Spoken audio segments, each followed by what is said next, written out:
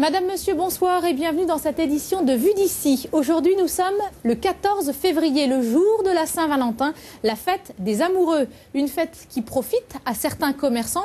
Le grand classique pour celles et ceux qui célèbrent cet événement, c'est le bouquet de fleurs. C'est donc chez un fleuriste que nous nous sommes installés.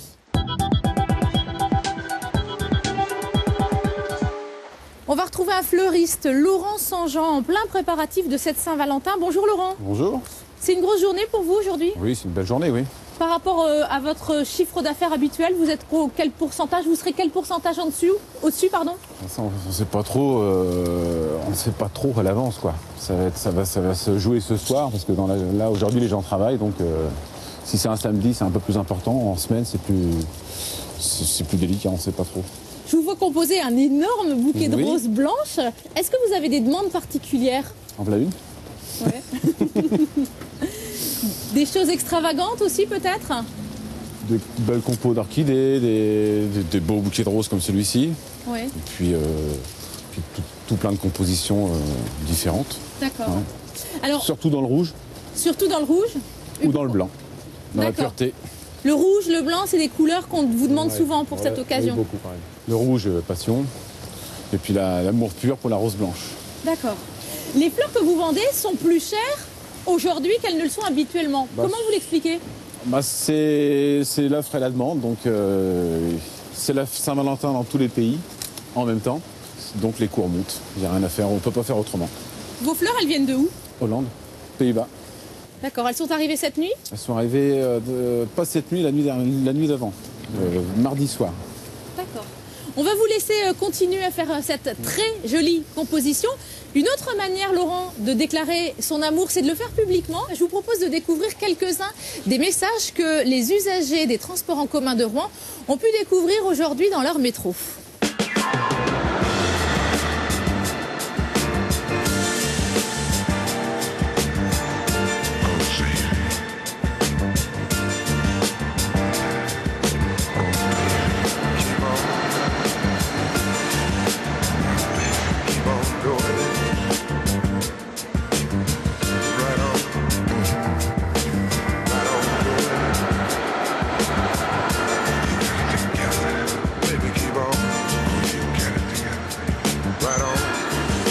Si l'amour ne s'impose pas comme une évidence, il faut peut-être aller le chercher. C'est du moins ce que font les personnes qui poussent la porte d'une agence matrimoniale.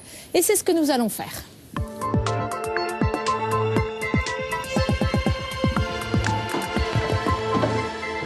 Avec l'émergence des sites de rencontres sur Internet, on pensait que ce genre d'agence avait totalement disparu. Il n'en est rien, elle se porte même plutôt bien. N'est-ce pas, Viviane? C'est votre agence? Tout à fait. Dans laquelle nous sommes et ça marche plutôt, les affaires. Ça marche plutôt bien, ça marche même tellement bien que, bien qu'étant à Rouen depuis 15 ans, je viens d'ouvrir une agence au Havre. Donc ça marche vraiment très bien. Qui sont les gens qui viennent vous voir? Des gens de tout âge, de tout niveau, enfin de tout âge, de 25 à 88 ans, de tout niveau socioculturel, tout le monde. Les tarifs, quels sont-ils? Ils sont assez élevés, il ne faut pas se le cacher. Non, pas du tout. Je dirais que l'amour n'a pas de prix d'abord. Nous avons des tarifs pour les jeunes filles, pour les étudiantes à partir de 25 € par mois. Et ensuite pour les autres personnes, vous avez des tarifs qui commencent à 80 € jusqu'à 115 € par mois. Donc c'est vraiment à la portée de tout le monde parce que tout le monde a droit au bonheur. Tout simplement. Quel service offrez-vous en plus d'Internet? Écoutez, le service, c'est facile. Sur Internet, il n'y a aucune sécurité. Tout le monde rencontre n'importe qui, des gens mariés surtout. C'est surtout des plans secs. Chez nous, tout est vérifié. Ce sont uniquement des gens libres et nous demandons tout un tas de documents libres et motivés pour une relation durable. Il n'y a pas de plan sexe, il n'y a pas de drague chez nous. C'est la différence. Vous avez ici des gens qui sont motivés pour trouver l'amour. Évidemment, les gens qui viennent me voir, à part les très jeunes, ce sont des divorcés, des veufs, exactement comme sur les sites de rencontres. C'est pareil, de toute façon. Mais ils sont assurés ici de trouver quelqu'un de leur région, quelqu'un de libre et de motivé, quelqu'un qui corresponde à leurs souhaits. Bon, pas à 100% parce que ça n'existe pas, mais le plus près possible des souhaits de chacun.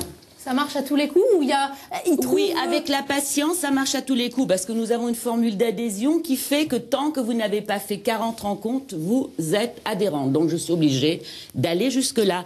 Personne ne va à 40 rencontres, je vous rassure, mais avec de la patience, tout le monde y arrive. C'est tout, il faut de la patience.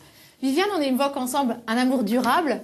Mais je vous propose d'en découvrir un d'amour durable, celui qu'a éprouvé Juliette Drouet pour Victor Hugo pendant 50 ans.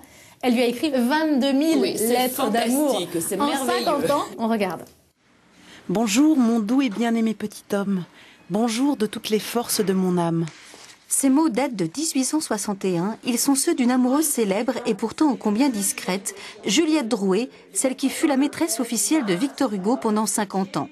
Un demi-siècle durant lequel, chaque jour, elle écrivit à son cher et tendre amant. Une correspondance prolifique de 22 000 lettres, des messages personnels écrits comme la chronique d'une vie de favorite alanguie. Chaque lettre est au départ une déclaration d'amour, même si certaines lettres contiennent des plaintes. Des plaintes parce que Juliette Drouet se sent seule, a l'impression que Hugo ne vient pas suffisamment la voir. Donc souvent, ces lettres réclament une présence plus régulière de Hugo à ses côtés. Ces témoignages du cœur sont pour la plupart conservés à la Bibliothèque nationale de France, légués par le neveu de Juliette Drouet.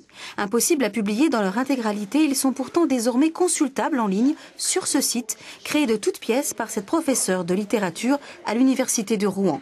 Une cinquantaine d'étudiants, de doctorants, de professeurs lui viennent en aide pour les transcrire sur la toile et les replacer dans leur contexte historique.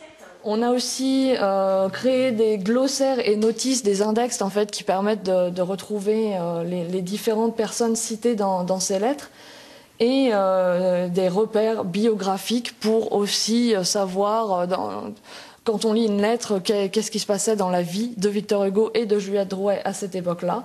Actuellement, 790 lettres sont disponibles sur Internet. Des pages spéciales et des adresses ont aussi été lancées sur les réseaux sociaux pour y diffuser les événements comme la conférence donnée ce jeudi soir à la maison de l'université. Ce soir, de nombreux restaurants proposent un menu spécial Saint-Valentin et affiche complet. Vous le voyez, moi je suis déjà très bien installée. Il ne me reste qu'à vous souhaiter une bonne soirée, que vous soyez seul ou accompagné. Demain, c'est Virginie Ducroquet qui vous présentera Les yeux bien ouverts. Bonne soirée.